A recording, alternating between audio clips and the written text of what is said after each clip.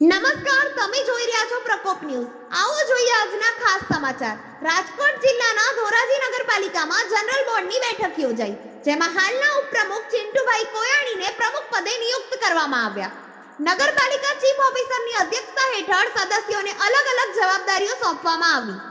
કારોબારી સમિતિ chairman C C Antala, sanitation chairman Kusumben Hirpara, technical chairman Vinodbhai Mathukiya, વહીવટ ચેરમેન હર્ષિતાબેન હિરપરા, પાણી પુરવઠા ચેરમેન જયંતિભાઈ બાલદા, સેનિટેશન વાહન chairman Ketanbhai Rakholiya, town planning chairman Hetalben Vagadiya, staff selection chairman Maheshbhai Shiroya, PM સમિતિ ચેરમેન કેતનગીરી શિવગીરી મેઘનાથી, ધોરાજી નગરપાલિકાની હદમાં આવતા પ્રશ્નો અંગે ચર્ચા કરાઈ અને વિવિધ એજન્ડા રજૂ કરવામાં આવ્યા। અહેવાલ વિપુલ ધામેચા, ધોરાજી। ફરી મળીશું નવા સમાચારો સાથે। જોતા રહો પ્રકોપ ન્યૂઝ।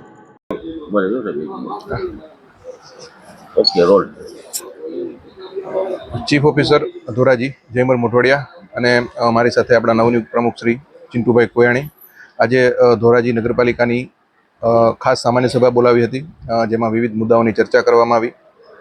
જેમાં પ્રથમ આપણે ધોરાજી નગરપાલિકાનું આગામી બજેટ જે 23 કરોડની પુરાંતવાળું છે તે બજેટ આજે મંજૂર કરવામાં આવ્યું। પ્રમુખશ્રીના અધ્યક્ષસ્થાને વિવિધ સમિતિઓની રચના કરવામાં આવી, જેમાં કારોબારી સમિતિ અને અન્ય તમામ સમિતિઓની રચના થઈ। પછી આપણા જે નવા વર્ષના જે વાર્ષિક કામો હોય કે એઆરસી હોય, લાઇટના હોય, એ વિવિધ કામો માટેના નવા ટેન્ડરો કરવા માટેનો આજે ઠરાવ કરવામાં આવ્યો।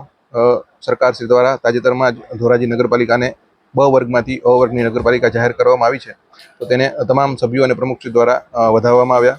પછી આપણા જે ફિલ્ટર પ્લાન્ટ બનાવવાનો છે નવો, આપણી જીયુડીસી દ્વારા જે નવો પ્રોજેક્ટ મંજૂર થયો છે પાણીની લાઇનનો કોફળથી ધોરાજી સુધીનો, તો તેમાં વચ્ચે એક વેગડી ગામ છે, ત્યાં આપણે જગ્યાની માંગણી માટેની ઠરાવ કરવામાં આવ્યો। અને સરકારશ્રી દ્વારા જે નવું ફાયર સ્ટેશન ધોરાજી નગરપાલિકાને મોડલ ફાયર સ્ટેશન મંજૂર થયું છે, તો તે માટે 5500 ચોરસવાર જગ્યાની જરૂરિયાત હોય તે મહેસૂલ વિભાગમાંથી માંગવા માટે આજે ઠરાવ કરવામાં આવ્યો। અને ત્યારબાદ કોઈ મુદ્દો ન રહેતા સામાન્ય સભા આજે પૂર્ણ જાહેર કરવામાં આવી। આભાર।